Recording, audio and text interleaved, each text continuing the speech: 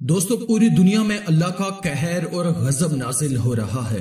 पूरी दुनिया पहले वबा के शिकंजे में आई हुई थी और पूरी दुनिया में लॉकडाउन की सूरत हाल है।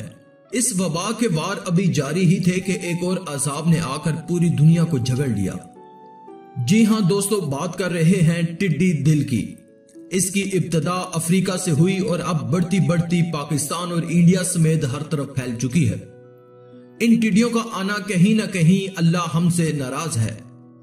टिड्डी दिल आंधी की तरह आता है और एक लश्कर कई किलोमीटर पर फैले खेतों को पलक झपकने अपनी लपेट में ले लेता है और इसके बाद किसान कुछ भी नहीं कर सकता। टिड्डी दिल उसकी आंखों के सामने उसकी फसल का सफाया कर देता है और यह सिर्फ मिनटों की बात है।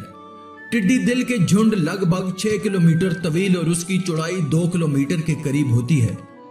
जब ये किसी जमीन पर उतरते हैं तो दोबारा उड़ने से पहले 10 किलोमीटर आगे तक फसलों का सफाया कर देते हैं। टिड्डी दिल अफ्रीका से उड़ता पाकिस्तान और भारत में पहुंच चुका है। टिड्डी दिल 90 मील फी घंटा की रफ्तार से परवाज करता है, यानी 1 घंटे में वो 160 किलोमीटर का फासला तय कर सकता है।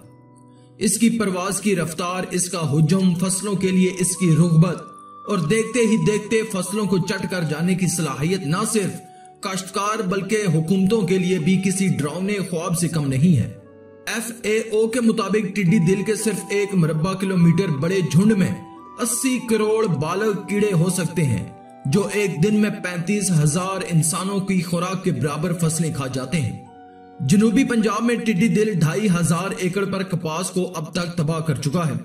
पाकिस्तान में टिड्डी दिल इस वक्त तकरीबन आधे मुल्क में फैला हुआ है और लगभग 60 अजला टिड्डी दिल से मुतासिर हैं, जिसमें सूबा बलूचिस्तान में ये सबसे ज्यादा पाई जाती है।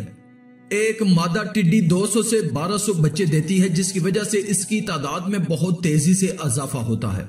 आपको बताते चलें कि फरऔन की कौम पर भी इस टिड्डी दिल का अजाब नाज़िल हुआ था।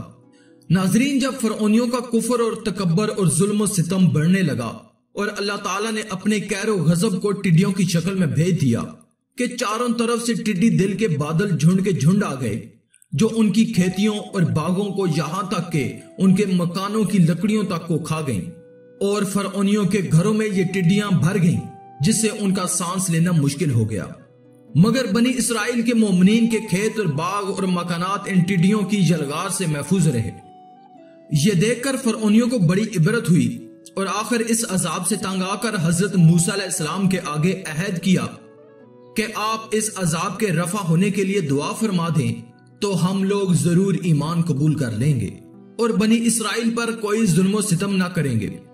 चनाचे आपकी दुआ से 7वें दिन ये अजाब टल गया और ये लोग फिर 1 माह तक नहायत ही आराम और राहत में रहे, लेकिन फिर अहद शिकन की और ईमान नहीं लाए और फिर इन लोगों के कुफर और जुल्म सितम में इजाफा होने लगा और हजरत मूसा अलैहिस्सलाम और मोमिनीन को इज़ा देने लगे और कहने लगे कि हमारी जो खेतियां और फल बच गए हैं वो हमारे लिए काफी हैं, लिहाजा हम अपना दीन छोड़कर ईमान नहीं लाएंगे।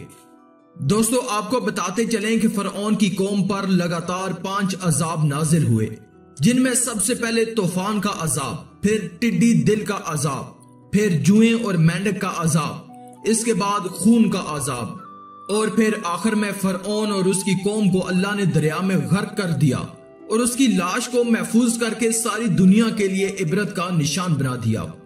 वीडियो के आखिर में अल्लाह ताला से दुआ है कि अल्लाह हम सब को इन तमाम अजाबों से महफूज और अपनी रहमत के साए में जगह अता फरमाए, आमीन। आज की इस वीडियो में था बस इतना ही। मजीद ऐसी ही इंफॉर्मेटिव वीडियोस के लिए आप हमारे इस चैनल अल्लाह की कुदरत को सब्सक्राइब कर दें और साथ में मौजूद घंटी को भी दबा दें ताकि आने वाली तमाम लेटेस्ट वीडियोस की अपडेट आपको मिलती रहे। शुक्रिया।